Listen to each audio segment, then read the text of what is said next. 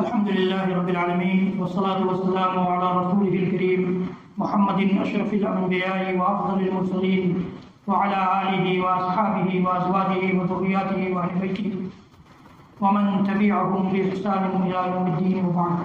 قال رسولنا صلوات ربي وسلامه عليه داووا مرضاكم بالصدقة.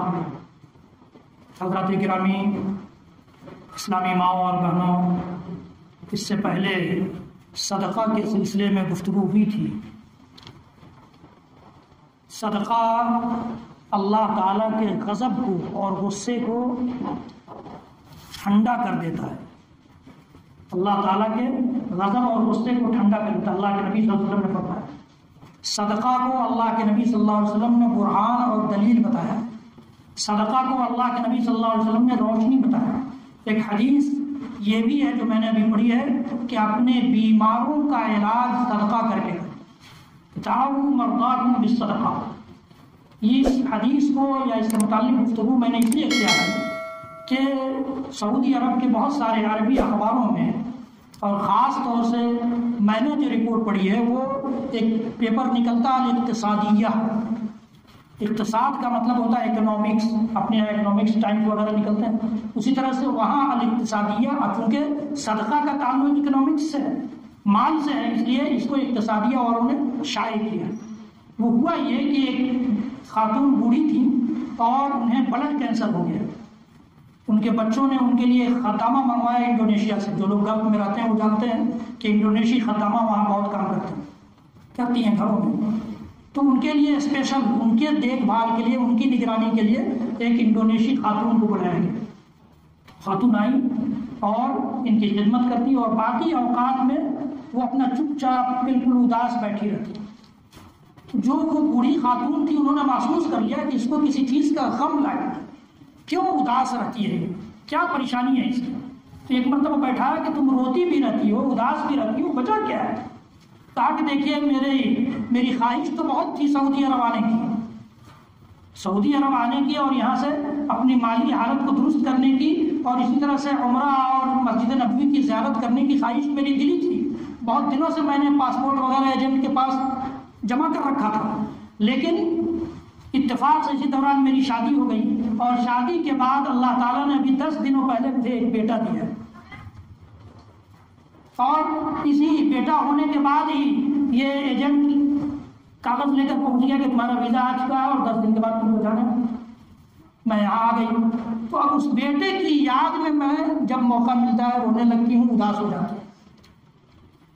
اس خاتون نے کہا کہ اچھا یہ بات ہے.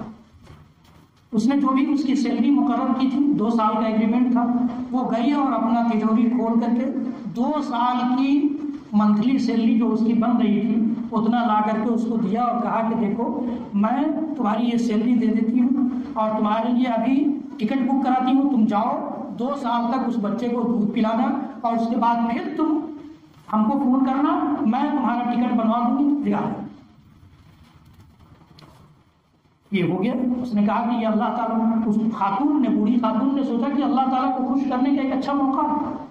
اس کے بعد وہ خدامہ تو چلی گئی، وہ جب ہاسپٹل گئی اپنا بلڈ چیک کرانے تو معلوم ہوا کہ نگیٹو ہے، بلڈ کینسر تھا اور وہ بھی اس اسٹیج میں تھا جہاں پہنچ کر اب ختم ہونا بیماری کا مشکل ہوتا ہے. لیکن وہاں گئی چیک کرانے تو نگیٹو تھا. بار بار چیک کرایا کہ بھائی اس اسٹیج میں آ کر نگیٹو کینسر کیسے ہو گیا، بلڈ کینسر جو تھا وہ نگیٹو کیسے آ رہا ہے. بار بار ٹیسٹ کرایا گیا لیکن وہ نگیٹو کا نگیٹو ہی ثابت ہوا.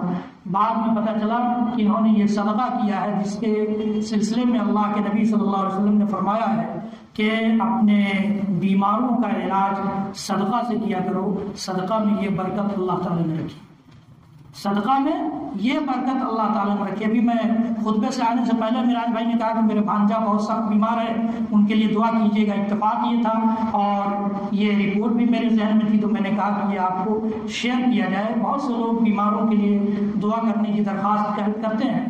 تو بیماروں کے علاج کا ایک نبوی طریقہ یہ بھی ہے کہ ان کی جانب سے اللہ تعالیٰ نے جو ہی دیا اس حساب سے صدقہ کریں گے. اللہ تعالیٰ نیتوں کو دیکھتا ہے، مال کو نہیں دیکھتا کہ آپ کتنا دے رہے ہیں. آپ کی جو حیثیت ہے اس اعتبار سے دیجیے. یہ نہیں کہ 1000 دینے کی حیثیت ہے تو 1 روپیہ خرچ کر رہا ہے، ایسا نہیں۔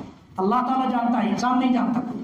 ہماری پوزیشن آپ نہیں جانتے، آپ کی پوزیشن میں نہیں جانتا، لیکن اللہ تعالیٰ جانتا ہے، اس سے نہیں چھپا سکتا۔ اللہ کو خوش کرنے کے لیے اگر کچھ کر رہے ہیں تو یہ ذہن میں رہنا چاہیے کہ اللہ کے علم میں ہے۔